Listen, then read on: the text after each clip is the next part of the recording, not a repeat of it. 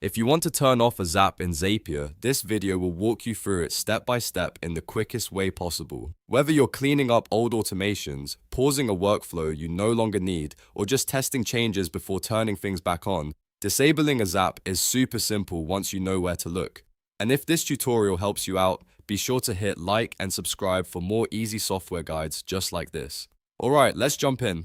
First, go to Zapier and sign into your account. Once you're on the main dashboard, look for the left-hand menu. This is where Zapier keeps most of your tools and workspace options, so that's the area we need to use first. Next, click on Assets. Inside Assets, you'll see different items related to your automation setup. From here, click on Zap Workflows. This is the section where all of your Zaps are organized, making it easy to find the exact automation you want to manage. Now you'll be taken to your list of Zaps.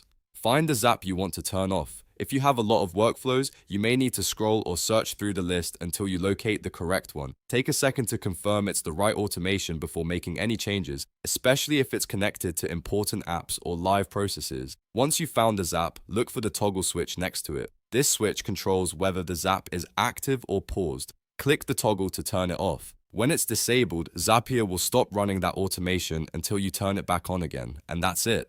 Your Zap is now turned off in Zapier. It's a quick process, but it can save you a lot of confusion if you need to pause automations without deleting them.